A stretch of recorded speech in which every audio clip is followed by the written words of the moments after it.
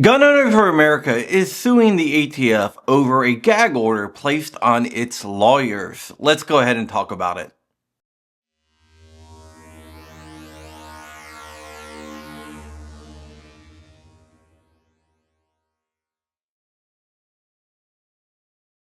Welcome to my channel, Wolverines. My name is John Crump, and I usually report on 2A issues, but today I'm going to be talking about a First Amendment issue. And just for full transparency, the lawyers involved in this case have defended me in court against the ATF when they try to place a gag order on me. Before we get into the story, this is John Crump News, where we cover gun news and 2A issues, and I could use your support.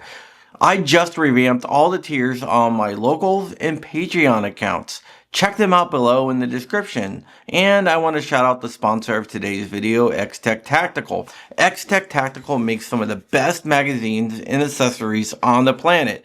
And they are offering my viewers 10% off by using code Crump10 on their website.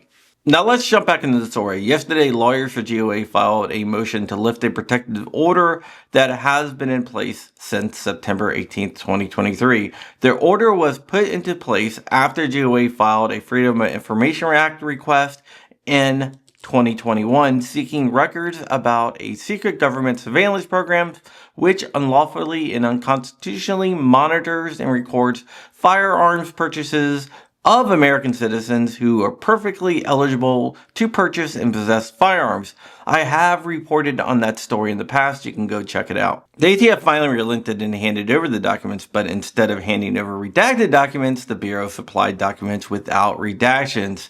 The ATF tried to claw back the documents by demanding that all the documents be returned and all copies of the documents be destroyed. GOA, of course, refused to give the ATF the documents back, and they refused to give in to the ATF's demands. The ATF asked the court for a protective order preventing the distribution of the unredacted documents. The court granted a temporary protective order to the Bureau preventing the dissemination of the information to the public. Since that temporary protective order was issued, GOA was forced to withhold the documents. Now it's asking for the courts to allow the release of the papers because they are in the public interest.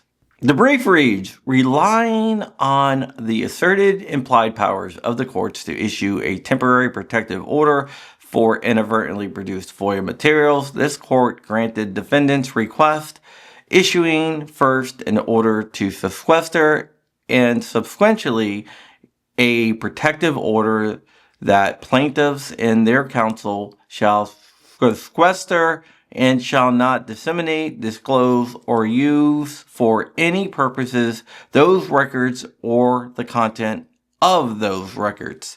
A motion for summary judgment was filed in December of 2023. The court never ruled on that motion, meaning the case has been frozen in limbo. Because the court has not issued a judgment, the case could not be appealed.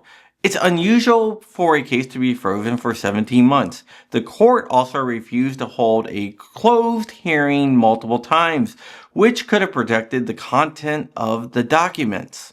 In January 2025, the DC Circuit Court ruled unanimously in Human Rights Defense Center versus U.S. Park Police that federal agencies lack the power to claw back FOIA responses. This case is in the same circuit as the case mentioned earlier. There is no reason to believe that the DC Circuit Court would reach a different conclusion since both cases deal with an agency trying to claw back an unredacted FOIA response.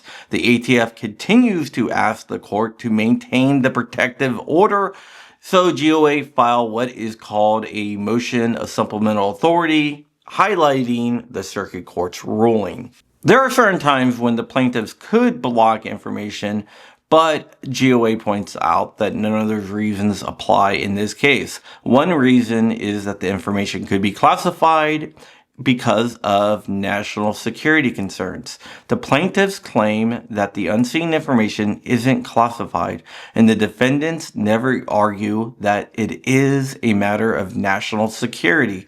GOA points out that even if the documents were classified, which they are not, they still would not be entitled to a sweeping protective order. Only portions of the papers affecting national security would be eligible for protection via a protective order. The plaintiff seems to be trying to head off the ATF using this provision as an excuse to block the release of the document to the media and to the public. The plaintiffs claim that the ATF is ignoring the constitutional basis of the DC Circuit Court's decision. The DC Circuit Court noted the government's failure to show any documented historical practice of permitting the government to claw back information it accidentally disclosed in a FOIA production. This case falls under the same principle. Since the circuit court has already decided on the principle, the district court is bound by it. The plaintiffs also make a First Amendment case. This case isn't the first time the lawyers have argued a First Amendment challenge. As I said earlier, two of the attorneys on the case, Robert Olson and Stephen Stambolia, have defended me in a case where the ATF tried to place a gag order on me, claiming that they had the power to prevent the reporting of leaked documents.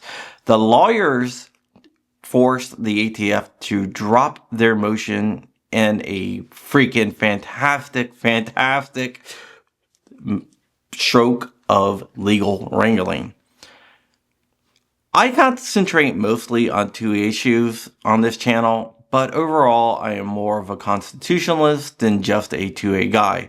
Our gun rights are not the only rights that are under attack by an overreaching agency such as the ATF. This case shows that they have no qualms about attacking our rights to free speech and freedom of the press. The GOA is Republican run under President Trump, and there should be no excuse for a FOIA response being blocked for the general public.